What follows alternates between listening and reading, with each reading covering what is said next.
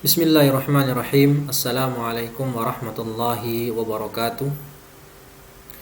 Innal hamdalillah nahmaduhu wa nasta'inuhu wa nastaghfiruh wa na'udzu billahi min shururi anfusina wa sayyiati a'malina. May yahdihillahu fala mudhillalah wa may yudlil fala hadiyalah. Asyhadu an la ilaha illallah wahdahu la syarikalah wa asyhadu anna Muhammadan 'abduhu wa rasuluhu la nabiyya wa la rasula ba'da. Amma ba'd.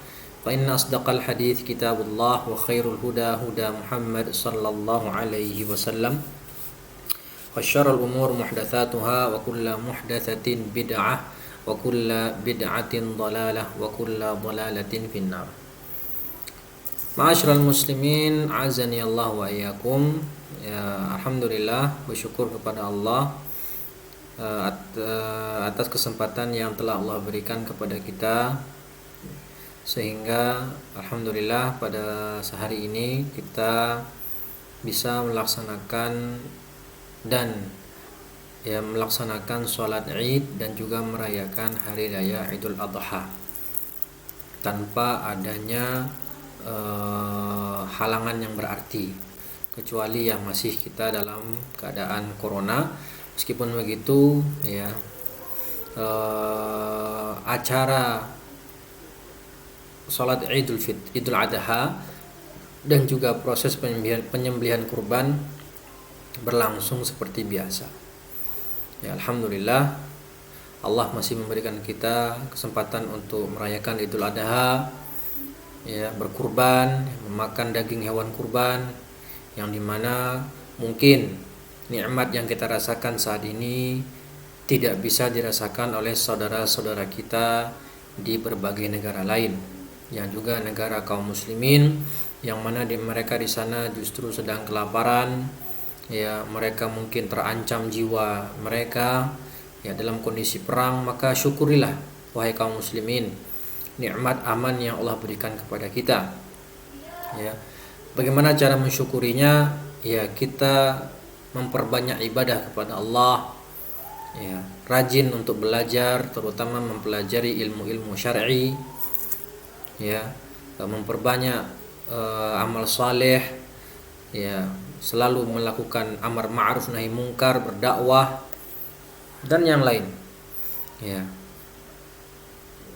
sebelum nikmat aman ini Allah angkat khusus bagi para dai, ya, berdakwahlah terus, ya, jangan pedulikan ocehan orang, ya, karena dakwah hidup kita di dunia sebentar, maka dakwah itu senantiasa harus berjalan, ya, karena kita tidak tahu kapan waktunya nanti kita dilarang untuk berdakwah. Maka dari karena itu, mari kita sama-sama banyak bersyukur kepada Allah, ya, atas berbagai macam nikmat yang Allah berikan, ya, terutama, ya, selain nikmat iman dan Islam, tentu saja nikmat yang kita rasakan pada hari ini, ya, pada tanggal 10 Zulhijjah, ya, kita bisa sama-sama menikmati rasanya merayakan Idul Adha. Kemudian salawat dan salam semoga senantiasa tercurahkan buat Nabi kita Muhammad sallallahu alaihi wasallam serta keluarga beliau, sahabat beliau, dan orang-orang yang ittiba kepada beliau hingga akhir zaman. Baik para kaum muslimin dan muslimat yang dirahmati oleh Allah Subhanahu wa taala, kita melanjutkan pembelajaran kita membahas kitab Al-Imta' bi Syarhi Matan Abi Suja' karya Syekh Hisham Kamil Hamid. Hisham Al-Kamil Hamid. Sudah sampai ke pembahasan masalah bejana emas dan perak. Qala al-musannif rahimahullah, wa la yajuzu isti'malu awani adh-dhahabi wal fiddah wa yajuzu isti'malu ghairihima minal awani.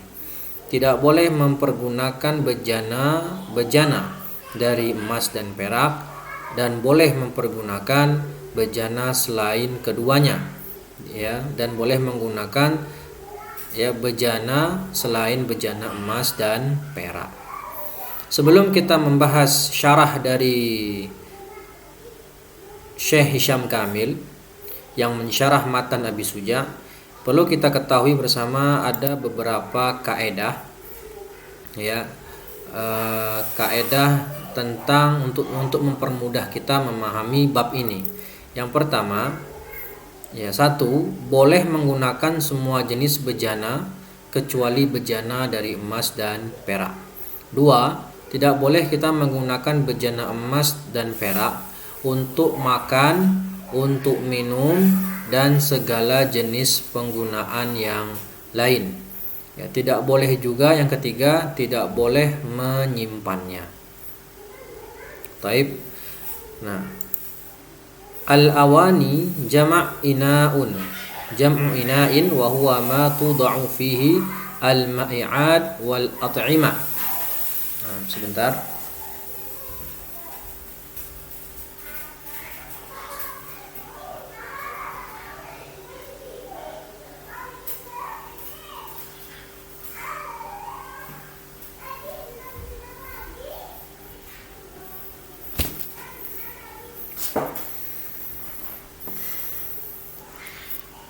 Yaitu apa itu awani atau ina, ya. Dia adalah sebuah tempat atau wadah, ya, untuk meletakkan benda cair, makanan atau minuman. Ya, itu artinya al-ina. Wal aniyatu masnu'ah, ini pengertian al-ina. Jadi segala sesuatu wadah untuk meletakkan benda cair, makanan atau minuman. Dan al-aniyah masnu'ah min maddatin tahirah mithl khashab awil nuhas awil saj awil aluminium fayahillu isti'maluha wa kadzalika iqtina'uha ay al-ihtifadhu biha hatta law kana thamanuha murtafi'an ma lam yakun hunaka kibrun aw khuyala. Jadi bejana yang terbuat dari barang-barang yang suci atau material-material yang suci seperti kayu atau tembaga atau saj dan aluminium, maka itu boleh untuk dipergunakan, halal. Ya, asalkan bukan dari emas dan perak. Bahkan boleh untuk disimpan. Ya, untuk disimpan meskipun harganya mahal. Ya, meskipun barangnya tadi bernilai tinggi. Ya, selama bukan terbuat dari emas dan perak, dan juga selama jika tidak ada di sana tujuan untuk menyombongkan diri, ya, kibrun au khuyala. Ini kaidah yang pertama, ya, itu boleh menggunakan semua jenis bejana apapun selama bukan dari emas dan perak, ya, meskipun itu benda-benda yang lain tadi syaratnya harus suci dan bukan tujuan untuk menyombongkan diri. Ammal aniyah al-masnu'ah min maddatin najisah fala yajuzu isti'maluha. Nah, ini jelas, ya. Ini kita pahami bersama. Kalau dia benda yang najis, materialnya dari material yang najis, tentu kita tidak boleh mempergunakannya. Lanjut, apa hukum menggunakan bejana emas dan perak? La yajuzul aklu awish syurbu, ya, fil awani al-masnu'ati min adh-dhahabi awil fiddati lil hadith la tashrabu fi aniyati adh-dhahabi wal fiddah wa la ta'kulu fi sahafiha, rawahu al-Bukhari wa Muslim, wa yuqasu 'ala al-akli wasyurbi ghairihima min wujuhil isti'mal. Nah, ini poin dari kaidah yang kedua, yaitu la yajuz. Tidak diperbolehkan, apa saja tidak diperbolehkan? Makan, minum, ya, dan jenis penggunaan yang lain. Tidak boleh mempergunakan apapun jenis penggunaannya, baik itu makan, minum, dan yang lain, selama itu menggunakan bejana yang terbuat dari emas dan perak, berdasarkan dalil berikut. Ya, kata Nabi SAW, janganlah kalian meminum dari bejana emas dan perak, wala ta'kulu fi sahafiha, dan juga jangan makan dari nampannya, ya, yang terbuat dari emas dan perak. Maka dikiaskan penggunaan makan dan minum kepada jenis penggunaan yang lain, tidak boleh. Ya, jadi ini mutlak untuk segala jenis penggunaan selama bejana tadi terbuat dari emas dan perak. Kemudian ada masalah, Yahrumu ya, iqtina'u atbaq wa akwabin wa mala'ik ya, wa syaukin wa baqiya al-awani al-masnu'ati min adh-dhahabi aw al-fiddah fal qa'idah kullu ma haruma isti'maluhu haruma iqtina'u. Diharamkan untuk iqtina. Apa iqtina itu? Tadi di sini jelaskan, iqtina itu ihtifaz, menyimpan ya, atbaq, piring-piring atau gelas-gelas atau sendok atau garpu dan perkakas-perkakas lain atau bejana-bejana lain yang terbuat dari emas dan perak. Jadi menggunakannya tidak boleh. Nah, ini adalah kaidah yang ketiga, tidak boleh menyimpannya. Jadi ma haruma isti'maluhu haruma iqtina'uh. Wal iqtina'u yuaddi ilal isti'mal wa kullu ma adda ilal haram fahuwa haram. Jadi tadi sudah dijelaskan bahwasannya bejana emas dan perak tidak boleh digunakan dalam bentuk apapun. Taib. Lalu jika ada pertanyaan, bagaimana kalau kita hanya menyimpannya sebagai hiasan? Ditaruh di lemari kaca sebagai hiasan, ditaruh di meja makan atau di rak piring hanya untuk hiasan saja, untuk disimpan saja. Bagaimana hukumnya? Maka hukumnya pun sama, haram. Sesuai kaidah ma haruma isti'maluhu haruma iqtina'uh. Segala sesuatu yang diharamkan untuk digunakan, maka dia juga diharamkan untuk disimpan. Ini contohnya. Nah, apa contoh lain? Ini contoh dari emas, bejana emas dan perak. Kemudian apa contoh lain? Contoh lain adalah alat-alat musik. Ya, alat-alat musik terutama dalam mazhab Syafi'i itu sangat keras mengharamkan namanya alat-alat musik atau alatul ma'azif. Ya, kalau tidak percaya silakan buka buku-buku mazhab Syafi'iyah seperti Fathul Qarib, kemudian Kifayatul Akhyar. Di sana sangat jelas dan tegas mengatakan bahwasannya, begitu juga penjelasan dari pakar Syafi'iyah di Indonesia, Dr. Labib Najib, itu juga menjelaskan bahwasannya alatul ma'azif yaitu termasuk alat yang diharamkan penggunaannya. Nah, yang namanya alatul ma'azif atau alat-alat musik itu menggunakannya tidak boleh. Nah, begitu juga dengan menyimpannya. Ya, misalnya kita punya gitar. Gitar ini gitar mahal. Ya sudah Ustaz, kalau gitu, kalau nggak boleh menggunakan gitarnya, saya simpan aja, saya gantung di kamar buat hiasan, nggak saya pakai kok. Apakah boleh begitu? Sama, terpakai kaidah ini, ma haruma isti'maluhu haruma ittikhadhu iqtina'u. Tetap nggak boleh dipergunakan dan tidak boleh juga disimpan. Lantas bagaimana solusinya? Dihancurkan, dimusnahkan. Jangan dijual. Kalau kita jual, maka nanti barang kita tadi dibeli orang lain, nah nanti orang lain juga memakai untuk digunakan untuk nyanyi-nyanyi, maka termasuk kita membantu orang untuk melakukan maksiat. Maka jalan terakhir adalah dimusnahkan. Apalagi contohnya? Buku sihir. Ya, kita punya buku sihir yang mana kalau kita belajar buku sihir tersebut, maka kita bisa melakukan sihir. Sihir hukumnya apa? Hukumnya dosa besar, sebagaimana hadis Nabi SAW, ijtanibus sab'al mubiqat. Ya, yang pertama apa? Asyirku billah, yang kedua as-sihir. Sihir itu dosa besar, bahkan pelaku sihir tadi boleh dihukum mati. Nah, bagaimana hukum menyimpannya? Tetap tidak boleh, sebagaimana menggunakannya. Begitu juga khamr. Kita mempunyai botol khamr, kita sudah tobat misalnya dari minum khamr, kemudian kita punya sisa botol khamr satu di kulkas, dan khamr yang ada di kulkas ini adalah khamr langka misalnya, khamr yang sangat jarang dan harganya mahal. Kalau mau kita buang nggak enak, terus kita simpan di kulkas, nggak kita minum. Nah, ini sama saja hukumnya berdosa. Fahim tum? Nah, ini contoh penerapan kaidah ma kullu ma haruma isti'maluhu haruma iqtina'uh. Karena yang namanya iqtina atau menyimpan tadi itu bisa menjerumuskan seseorang untuk mempergunakannya, dan apa saja yang mendorong untuk kepada yang haram maka dia termasuk haram.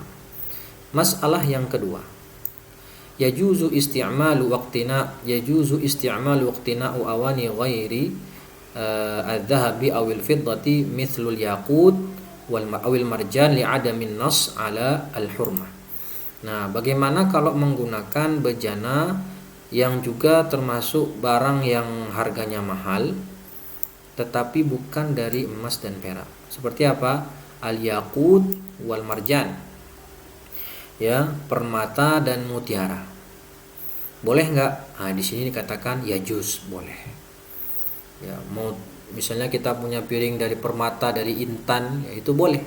Karena bukan dari emas dan perak. Kenapa diperbolehkan? Karena tidak ada nas yang mengharamkannya. Nah, ini kembali bahwasannya al-aslu fil asya'i mubah.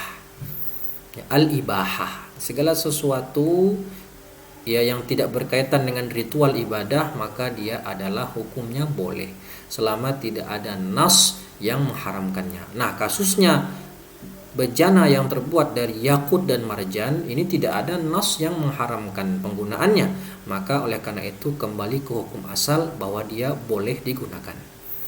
Masalah yang ketiga, al-awani al-mudabbabah, ya, al-awani al-mudabbabah an yankasira mawdi'u min al-ina fayalham aw yaj'al mawdi'al kasr bidzahabi awil fiddati fa hukmuha. Ini bagaimana kalau tambalan? Mudabbah itu tambalan. Jadi kita punya gelas. Ini gelas kita pecah, retak. Pecah di sini. Kemudian bagaimana hukumnya kita menambal yang patah atau retak tadi, kita tambal dengan bahan emas atau perak. Bagaimana hukumnya? Bismillah. Ya, hukumnya bagaimana? Pertama, awalan dibagi menjadi dua secara tafsil, mendetail. Dhabbatuz zahab. Nah, tambalan dari emas. Jadi berarti ada dua tambalan dari emas dan tambalan dari perak. Nah, bagaimana hukum tambalan dari emas? Imma an takuna kabiratan li hajatin aw li zinatin aw dhabbatin saghiratin li hajatin aw li zinatin fal kullu haram. Tambalan yang terbuat dari emas, tambalan emas itu mutlak haram penggunaannya, tidak boleh sama sekali. Ya, tidak boleh sama sekali. Baik dia itu ya ukurannya besar karena untuk zina, untuk zina ya, untuk perhiasan, atau besar tapi karena ada hajat, atau karena dia shaghir kecil karena tujuan zina, untuk menghiasi saja, atau karena dia kecil tapi untuk kebutuhan, semuanya terlarang mutlak. Baik. Nah, berbeda hukumnya dengan dhabbatul fiddah, tambalan yang terbuat dari fiddah. Jadi ada 4 perincian di sini, sebagaimana disebutkan tadi di emas. Pertama, tambalannya besar untuk zina, untuk sebagai hiasan. Yang kedua, tambalannya besar untuk hajah, kebutuhan, bukan untuk zina. Yang ketiga, tambalannya kecil tapi untuk zina, perhiasan. Yang keempat, tambalannya kecil tapi untuk hajat. Di tambalan emas 4-4-nya terlarang. Ya, di tambalan emas 4-4-nya terlarang. Tapi kalau di dhabbatul fiddah ini ada rincian. Yang pertama, antakuna kabiratan li hajah fa makruh. Nah, kalau dia besar tambalannya untuk hajat, maka hukumnya makruh, tidak sampai haram. Kalau dia tambalannya itu kecil zina, ya, kecil tapi sebagai hiasan, maka hukumnya haram. Jika dia dhabbahnya itu kabirah, besar untuk zina, maka dia haram. Taib. Lalu kalau dia tambalannya kecil dan untuk zina, maka makruh. Dan yang terakhir, kalau kecil tapi untuk hajah, maka dia jaiz. Maka dia jaiz. Jadi kalau dalam tambalan perak itu ada rincian, enggak semuanya haram sebagaimana tambalan emas. Kalau dia tambalannya besar untuk hiasan, ini baru haram. Tapi kalau tambalannya itu besar untuk hajat, kebutuhan, maka dia makruh. Kalau tambalannya kecil untuk hiasan maka dia makruh, dan kalau tambalannya kecil untuk kebutuhan maka itu jaiz bila karohah, boleh. Baik, faedah. Dhabit ad-dabbatil kabirah, dhabitu ad-dabbatil kabirah aw as-saghirati al-'urf. Nah, jika ada pertanyaan bagaimana sih kriteria besar atau kecilnya tambalan tadi, maka ini kembali kepada 'urf. Ya, ini kaedahnya al-'adah muhakkamah. Karena memang tidak ada ketentuannya yang dijelaskan dalam syariat, maka ketentuan tadi kembali kepada 'urf masing-masing, atau kebiasaan atau adat kebiasaan masing-masing. Kalau memang itu dilihat kecil maka kecil, jadi kembali kepada adat istiadat atau kebiasaan dari masing-masing tempat. Rawal Bukhari an Asim al-Ahwal qala ra'aitu qadahan Nabiy sallallahu alaihi wasallam an inda Anas bin Malik wa kana qad insada'a fasalsalahu bi fiddatin wa qala Anas laqad saqaitu Rasulullah sallallahu alaihi wasallam fi hadzal qadahi akthar min kadza wa kadza. Jadi si Asim al-Ahwal itu melihat cangkir, ya, qadhun ini cangkirnya Nabi, ya, yang ada pada Anas bin Malik dan telah retak, insada'a, telah retak atau pecah. Lalu Anas bin Malik tadi menambal yang retak tadi dengan perak. Maka Anas berkata, aku telah memberikan minum kepada Rasulullah dengan gelas ini, ya, itu banyak, ya, telah berkali-kali, aktsar min kadza wa kadza, telah berulang kali. Jadi ini menunjukkan kalau dia kecil, ya, dan ditambal untuk kebutuhan maka dia diperbolehkan. Alal aqal makruh, ya, kalau memang untuk hajat. Mas'alah al-ina'u al-mumawwah bil dhahabi aw al-fiddah al-matli bil ma'din idza wada'a ma'din al-dhahabi aw al-fiddati 'ala al-ina'i bihaitsu law 'arada al-ina'u 'ala an-nar 'ala an-nari dhaba al-ma'din min dhahabin aw fiddatin wa infasala syai'un lahu qimah fa hukmuhu al-hurmah amma launu adh-dhahab al-asfar aw al-fiddati al-fiddi fayajuzu at-talwin bihi. Nah, ini kalau al-mumawwah ini lapisan. Kalau tadi kan tambalan, sekarang lapisan. Bagaimana hukum bejana yang dilapisi emas dan perak? Nah, di sini rinciannya yang dijelaskan oleh musannif Syekh Hisham Kamil Hamid. Kalau lapisannya tadi, ketika misalnya lapisannya dilapisi di gelas, kemudian gelasnya tadi dipanaskan, di api dipanaskan, kemudian lapisannya tadi ternyata meleleh, ya, dan terkelupas dari bejana tadi, maka ini dikatakan adalah haram. Hukumnya haram. Kenapa? Menunjukkan bahwasannya lapisannya tadi banyak. Tidak hanya tempelan saja, tapi memang lapisannya mengandung emas atau perak yang volumenya banyak. Tapi kalau hanya pewarna saja, ya, launul dhahabi al-asfar awil fiddah, ya, warna kuning keemasan atau warna perak, ya, maka ini boleh, ya, ini diperbolehkan, tidak mengapa. Jadi dibedakan antara lapisan, ya, dengan yang hanya istilahnya mewarnai saja, ya, cukup mewarnai, itu diperbolehkan. Sedangkan lapisan, kalau ternyata lapisannya itu banyak sampai meleleh jika dipanaskan, terlepas dia dari bejana tadi, maka ini dikatakan hukumnya adalah al-hurmah. Selanjutnya masalah lagi, yajuzu isti'malu awanil musyrikin bisyarti ghasliha. Rawal Bukhari faghsilu wa kulu fiha wa ammal aklu fiha min ghairi ghaslin famakruh wa idza ta'akkadna min najasatiha faharam. Diperbolehkan menggunakan bejana punya orang kafir dengan syarat kita mencucinya terlebih dahulu. Sesuai dalil dari hadis Nabi, maka cucilah bejana tadi wa kulu fiha, dan silahkan kamu makan menggunakan bejana tersebut. Wa ammal akl, dan makan di bejana tadi tanpa mencucinya, maka hukumnya adalah makruh, ya, tidak sampai haram. Kapan dia menjadi haram? Kalau dia kita ketahui bahwasannya bejana tadi terdapat najis. Misal piringnya tadi adalah bekas dipakai untuk makan babi misal. Atau kita minjem gelasnya tadi baru saja dipakai oleh orang kafir tadi untuk minum khamr.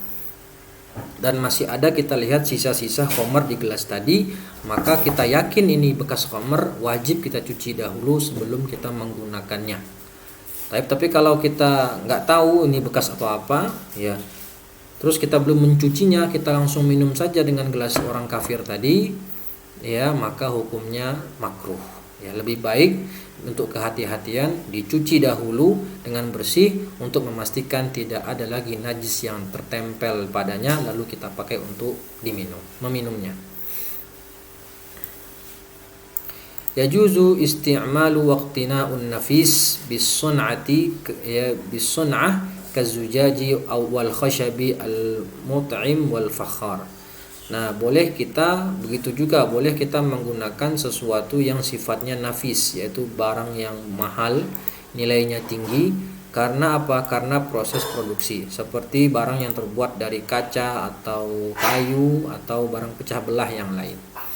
Jadi kalau yang tadi dijelaskan, boleh kita menggunakan segala jenis bejana selama bukan terbuat dari emas dan perak, meskipun bejana tadi bejana yang terbuat dari al-yaqut wal marjan, permata dan mutiara. Nah, begitu pula kita boleh menggunakan bejana yang nilainya tinggi karena proses produksi, boleh. Ya, misalnya kita punya bejana yang terbuat dari kayu atau apa, tapi karena produksinya itu ribet, makan waktu lama dan cukup detail pembuatannya sehingga menaikkan harga barang, maka itu juga diperbolehkan, tidak masalah. Masalah yang terakhir, yajuzu ittikhadus sin aw ad-darsil masnu' min dhahabin aw fiddatin lirrijali aw an-nisa' li'anna an-nabiy sallallahu alaihi wasallam adina li sahabi bi ittikhadi anfihi min adh-dhahabi rawahul Baihaqi fi Syu'abil Iman. Nah, ini kalau kita mempunyai masalahnya menambal, ya, menambal gigi. Kalau ada gigi kita yang sudah patah atau copot, kemudian kita ingin menambal gigi kita dengan gigi yang terbuat dari emas. Atau di sini dikatakan anf, hidung. Jadi ada misalnya orang yang hidungnya itu lepas, ya. Ada sahabat dulu yang hidungnya itu robek atau hilang bagian hidungnya setengah karena berperang, maka diperbolehkan untuk menambal bagian hidung yang lepas atau hilang tadi dengan emas atau perak. Ini diperbolehkan, baik untuk laki-laki maupun perempuan. Nah, jadi tidak masalah pakai gigi emas, ya, boleh, ya, pakai gigi emas. Memang misalnya tidak ada yang lain, maka menggunakan gigi emas untuk menambal gigi yang hilang, maka itu diperbolehkan. Wallahu ta'ala wa a'lam. Selanjutnya pembahasan kita masuk ke bab siwak, ya, as-siwak.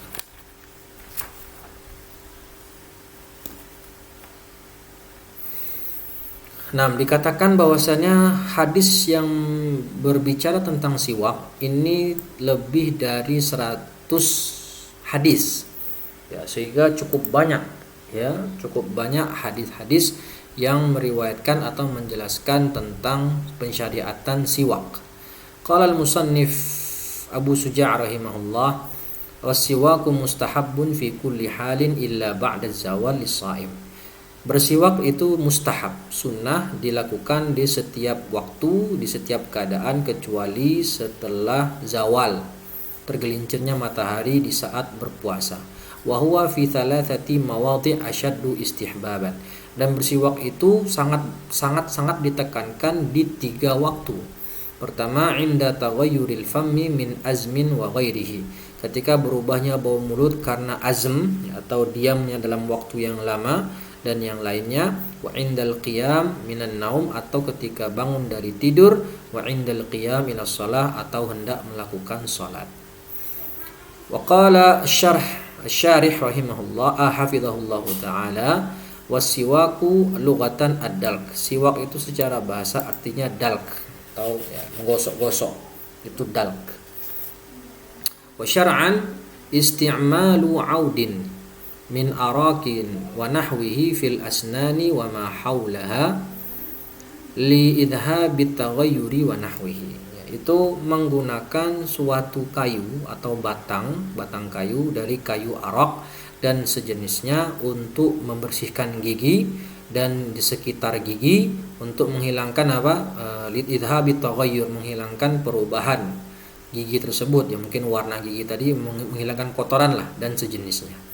Jadi adalah menggunakan, secara ringkas, menggunakan kayu siwak yang dari kayu arak atau kayu yang lain yang digunakan untuk membersihkan gigi atau membersihkan mulut.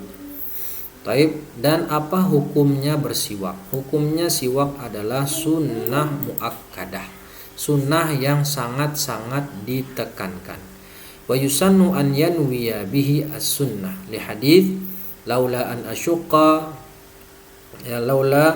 asyqa ala ummati la amartuhum bisiwak inda kulli wudu'in, rawahu Nasa'i wa fi riwayatin inda kulli shalah. Nah, hadisnya bagaimana? Yaitu seandainya tidaklah memberatkan hal ini kepada umatku, niscaya aku akan memerintahkan umatku untuk senantiasa bersiwak setiap akan wudu atau setiap akan melakukan sholat. Nah, jadi kalau seandainya siwak itu tidak memberatkan kita sebagai umatnya Nabi Muhammad, maka tentu Nabi akan mewajibkan kita untuk senantiasa bersiwak setiap hendak sholat. Nah, tapi karena ini tentu memberatkan, maka akhirnya tidak diwajibkan, tetapi menjadi statusnya adalah sunnah muakkadah yang amat sangat ditekankan. Taib.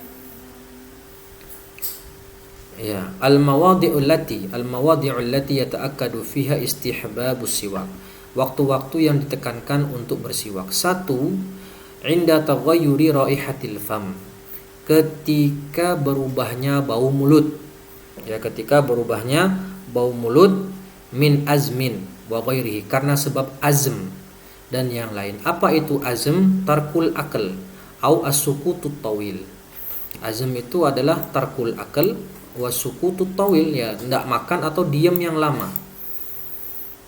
Ya, karena diam yang lama tidak makan apa-apa kan itu akan menimbulkan bau mulut, begitu kata pensyarah. Wa ghairu dzalika mithlu akli tsaum wal basal wa kullu ma yanba'ithu minhu raihatan karihah. Ya, ma yanba'ithu minhu raihatun karihah. Baik. Dan memakan bawang putih atau bawang merah dan memakan segala sesuatu yang mempunyai bau yang tidak disukai, bau yang menyengat. Ya, seperti tadi apa? Bawang merah, bawang putih, jengkol, kemudian apa lagi? Durian, ya. Dan yang lain, maka ketika makan hal-hal yang baunya tadi agak menyengat, bahkan sebagian orang tidak suka terhadap baunya, ya kita disunahkan untuk bersiwak. Habis makan jengkol atau makan bawang dan seterusnya, maka bersiwak. Begitu juga habis makan duren, cuci tangan dan juga bersiwak untuk menghilangkan baunya tersebut. 2. Indal qiyam minan naum, ketika bangun dari tidur.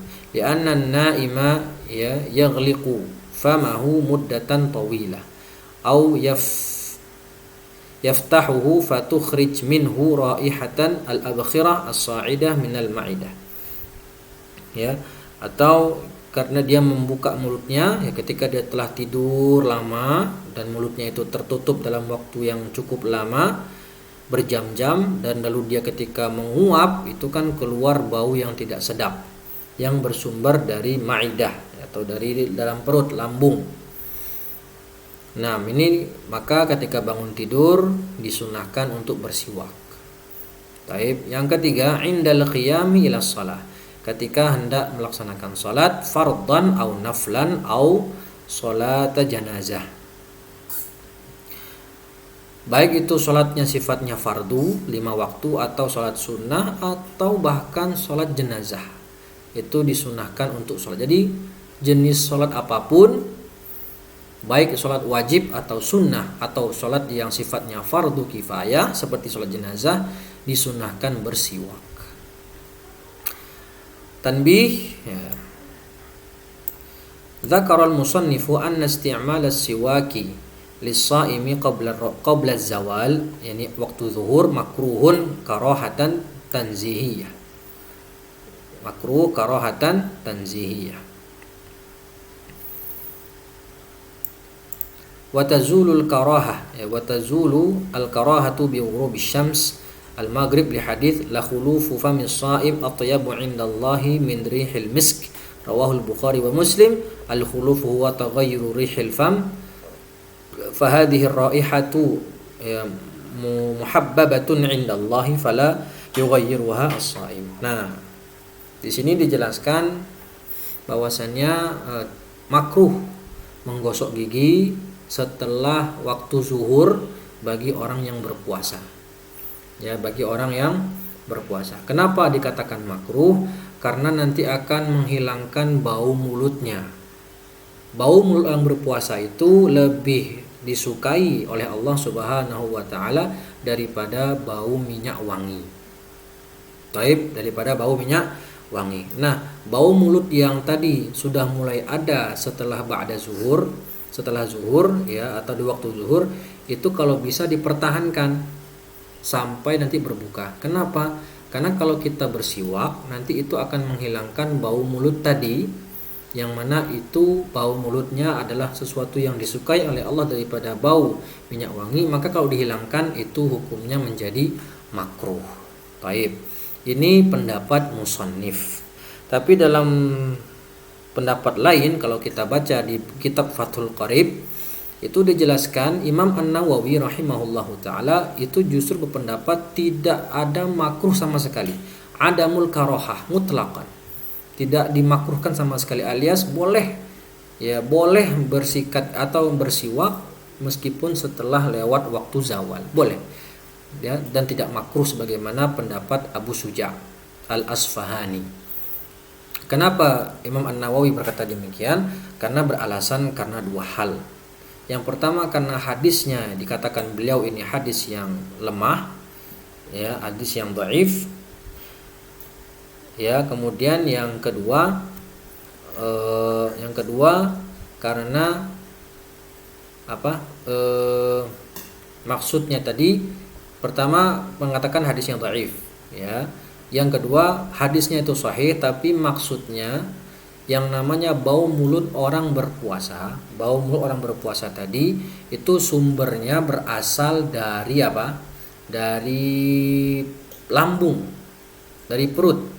Sehingga kalaupun kita gosok gigi atau siwak itu bau tadi tidak hilang. Jadi tidak mengapa kita tetap bersiwak meskipun setelah lewat waktu zawal. Kenapa? Karena bau mulut tadi senantiasa akan ada karena baunya tadi bersumber dari dalam perut. Sehingga tidak mengapa untuk melakukan bersiwak meskipun setelah lewat waktu zawal. Ini pendapatnya Imam An-Nawawi rahimahullahu taala. 6. Lanjut, bagaimana tata cara bersiwak? Bersiwak dijelaskan di sini ada 3 tata cara, kata pensyarah. Yang pertama, memegang alat siwak dengan tangan kanan. Ya, dengan kanan. Kemudian meletakkan jari kelingking dan juga jempol, ya, tapi tidak disebutkan di sini. Jari kelingking itu di bawah siwak dan jari-jari yang lain itu di atas siwak. Ya, gimana caranya itu? Ini contohnya misalnya ini siwak, jari kelingking dan jempol itu di bawah siwak, sedangkan jari yang lain itu di atas siwak. Ya, ini hanya tata cara saja. Kalau mau pakai cara yang lain tidak masalah. Yang penting gunakan pegang siwak tadi di tangan kanan. Ya, kenapa? Karena memang ini adalah untuk melakukan suatu sunnah yang baik, maka lakukanlah dengan tangan kanan. Taib. Yabda bil janib al-aiman thumma al-aisar. Maka kemudian bersiwak mulai dari mulut bagian kanan dulu. Sini. Ya, bagian sebelah kanan, lanjut lalu baru masuk ke bagian sebelah kiri. Mendahulukan yang kanan dan baru ke yang kiri. Taib. Ini tata cara siwak. Faedah yughsal as-siwak. Ya, yughsal as-siwaku daiman liqatlil jarathim allati tata'allaqu bihi wa yafdulu qat'il furshah allati fi awwalihi kulla usbu'. Itu siwak tadi senantiasa kita bersihkan, kita cuci untuk membunuh kuman-kuman yang ada yang menempel pada siwak tersebut, dan juga selalu rutin kalau telah memakai siwak tadi, kan itu serabutnya ada itu ya, bagi yang pernah menggunakan siwak itu kita potong dulu, kemudian dikeluarkan serabutnya, kita pakai. Setelah kita pakai, maka serabut yang habis kita pakai tadi kita gunting. Boleh digunting langsung, tapi di sini kata pensyarah itu kita lakukan setiap pekan. Ya, setiap pekan. Tapi bagusnya ya setelah dipakai, ya setelah dipakai kita gunting serabutnya yang kita pakai tadi, maka kita nanti pakai serabut yang baru untuk bersiwak selanjutnya. Faedah idza istamala as-siwaka fa kharaja ad-dam min al-lathah fa inna as-siwaka yahtaju ila taharatin litanajjusihi bid-dam. Nah, ini kalau sedang bersiwak lalu keluar darah dari gusi kita, maka siwak tadi terkena najis dan harus kita bersihkan dahulu darahnya. Faedah yajuzu siwaku bikulli syai'in tahirin jamidin walau tarafat thawbin. Boleh bersiwak dengan menggunakan sesuatu yang suci dan juga padat, meskipun bersiwak dengan ujung pakaian. Faedah lagi, idza istakal insanu bi isba'ihi fala yu'addu dzalika siwakan, amma law istaka bi isba'i ghairihi jaza. Nah, ini unik nih ya. Kalau ada orang bersiwak menggunakan jari-jari dia sendiri, fala yu'addu dzalika siwakan. Itu tidak disebut siwak namanya. Ya, kalau bersiwak dengan jari-jarinya dia. Tapi kalau dia meminjam jari orang, jari istrinya misalnya, dia pinjam jari istrinya untuk membersihkan giginya, ya, menjadikan jari istrinya sebagai siwak, maka ini jaza, alias terhitung sebagai perbuatan bersiwak. Faedah selanjutnya, idza shallal muslimu akthar min salatin fayusannu lahu an yastaka likulli salatin wa kadzalika salatut tarawih falahu an yastaka likulli raka'atain. Kan tadi dijelaskan dalam hadis, laula an asyqa ala ummati la amartuhum bisiwak inda kulli shalah, setiap kali salat. Maka kalau ada seorang muslim yang melakukan salat lebih dari satu kali jenis salat, maka setiap dia akan salat di rakaat berikutnya, maka dia akan melakukan siwak lagi. Jadi contohnya misalnya ada orang menjamak qashar salat. Dia jamak zuhur dan asar. Ketika jamak takdim misalnya, ketika dia sholat zuhur, mau sholat zuhur, dia siwak dulu. Setelah selesai sholat zuhur, barulah dia sholat asar, dan sebelum dia sholat asar tadi dia siwak lagi. Nah, itu setiap mau melakukan sholat. Begitu juga kalau sedang sholat tarawih. Jika tarawihnya tadi dilaksanakan rakaatnya 2, masna, ya setiap 2 rakaat salam, sebelum sholat lagi, rakaat kedua lagi, gosok lagi, siwak lagi. Begitu terus setelah selesai, maka ketika akan berpindah ke sholat witir, maka sebelum sholat witir siwak lagi. Nah, begitu. Jadi setiap akan sholat maka lakukanlah siwak. Faedah selanjutnya, yustahabbu as-siwaku inda qiraatil Qur'an. Disunahkan bersiwak ketika hendak akan membaca Quran. Wa inda isfiraril asnani wa inda dukhulil baiti wa inda i'adatin naum. Nah, ini ada 3 sunnah lagi melakukan siwak: ketika baca Quran, ketika gigi telah menguning, ya, dan ketika juga hendak masuk rumah dan ketika mau tidur. Nah, ini disunahkan bersiwak. Faedah yang lain, yahrumu isti'malu alati siwak al-khashanah atau al-khashinah liman takhruj lathatuhu ad-dam 'inda isti'malihi fa idza arada siwaka ista'mala khirqah ya qita'atun minal qumash aw tarafa thawbih. Nah, diharamkan. Nah, ini sampai diharamkan sama pensyarah ya, menggunakan siwak atau alat siwak yang terbuat dari benda yang keras. Kenapa diharamkan? Karena akan dikhawatirkan bisa membuat gusi kita berdarah ketika sedang melakukan siwak. Maka jika ada orang yang ingin bersiwak, maka gunakanlah ya khirqah atau potongan kain ya, atau ujung baju untuk bersiwak. Jadi carilah bahan untuk bersiwak tadi bahan yang lembut ya, jangan bahan yang kasar atau bahan yang keras, karena itu akan melukai gusi kita dan itu berbahaya bagi gusi kita. Apa hikmah pensyariatan siwak?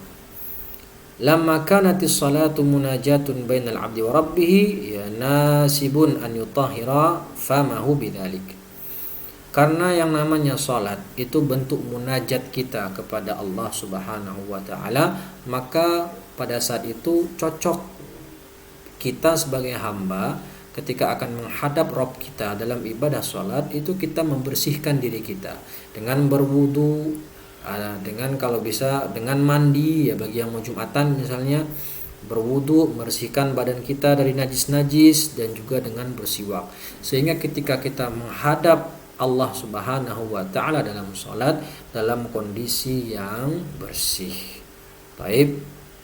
Ini salah satu hikmah pensyariatan siwak. Ya. Kemudian rukun siwak. Nah, siwak itu ada 5 rukun di sini. Pertama, mustaq. Mustaq itu orang yang bersiwak. Mustaqun bihi alat siwak. Mustaqun minhu. Nah, ini saya wallahu alam ya, kurang paham. Tapi yang keempat, mustaqun fihi, mulut.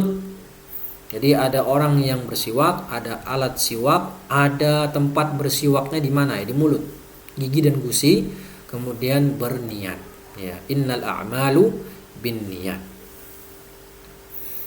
Fawaidus siwak.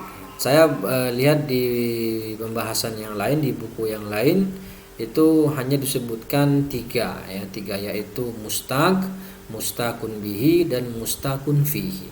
Orang yang bersiwak, kemudian alat siwaknya, dan kemudian adalah mulut tempat untuk bersiwak. Taib, ala kulli hal la bas. Nah, di sini Syekh menyebutkan 5 rukun. Lalu apa faedah kita bersiwak? Apa manfaat dari bersiwak? Oh, banyak di sini. Disebutkan 12 poin. Yang pertama, ini sunnah waqtida'u bi Rasulillah. Ini bentuk sunnah dan mencontoh Nabi. Jadi kalau kita bersiwak niatnya untuk melaksanakan sunnah Nabi, mencontoh Nabi, maka kita dapat pahala dari niat kita. Tapi kalau kita hanya bersiwak hanya untuk membersihkan kotoran yang ada di mulut, maka kita tidak mendapatkan pahala sunnah. Baik, sama halnya. Jadi niat itu betul-betul sangat berpengaruh. Sama halnya ketika kita ya hendak makan. Ada 2 orang mau makan. Ya, 2 sahabat ingin makan di warung Padang misalnya. Sama-sama pakai lauk rendang. Sama-sama nasinya 1 piring. Sama-sama mesen minumnya es teh. Kemudian makan. Ya, dan selesainya bareng, tapi yang satu dapat pahala. Yang satu dapat pahala dan kenyang, yang satu hanya dapat kenyangnya saja. Kenapa bisa beda? Yang satu dia makan niatnya apa? Semoga dengan saya makan saya niat untuk apa? Bisa kuat dalam beribadah atau bisa kuat dalam belajar. Sedangkan yang kedua hanya niat menghilangkan lapar saja. Maka yang pertama dapat kenyang plus pahala, yang kedua hanya dapat kenyangnya saja. Nah, begitu kalau kita bersiwak niat untuk mencontoh Nabi Shallallahu Alaihi Wasallam, kita dapat pahala dan tentu kita dapat sebab bersihnya gigi kita. Baik. Yang kedua, yutahhirul fam, membersihkan mulut. Yang ketiga, yubayyidul asnan, memutihkan gigi, yashuddul lathah menguatkan gusi, yudakil fatanah atau fitnah itu mempertajam kecerdasan, menguatkan kecerdasan, yusahilun naz'ar ruh, yusahilu naz'ar ruhi indal maut, mempermudah keluarnya ruh ketika sakaratul maut. Yang keenam, yunadziful asnan, membersihkan gigi. Yang kedelapan, yardiyallahu ta'ala, mencari ridha Allah, yatibun nakahah, membersihkan mulut, ya, membersihkan bau mulut, yubatti'u asyib, atau melambat pertumbuhan, melambatkan kemunculan uban, ya, kemunculan uban. Yudha'iful ajr, melipat gandakan pahala. Kemudian yudzakiru bisyahadah indal maut, mengingatkan kita untuk bersyahadat ketika akan mati. Wa kafa biha faedah, cukup inilah faedah yang bisa disebutkan oleh sang pensyarah. Nah, poin terakhir sebelum kita selesaikan, kita akhiri, itu apa saja level, ya, alat untuk bersiwak. Yang pertama tentu siwak yang terbuat dari kayu arak. Kemudian yang kedua, siwak yang terbuat dari kayu kurma, kemudian dari kayu zaitun, kemudian dari kayu yang mempunyai aroma yang wangi, kemudian yang kelima dari kayu yang lain. Jadi urutannya kayu arak dulu, kemudian kayu dari kurma, pohon kurma, kayu dari zaitun, pohon zaitun, yang keempat kayu apapun yang mempunyai aroma wangi, dan yang kelima kayu apapun, jenis kayu apapun, asal tadi kayunya tadi jangan sampai keras, ya, atau kasar yang akan merusak gusi kita ketika sedang bersiwak. Naam, Ustadz, sekarang kan sudah ada sikat gigi Ustadz misalnya, ya, sudah sikat gigi, ya, tidak masalah. Ya, saya kalau tidak pernah, kalau nggak salah itu mengatakan ya siwak. Kalau nggak salah Dr. Yusuf Qardawi, wallahu alam, ya, ala kulli hal intinya siwak itu kan tujuannya membersihkan gigi.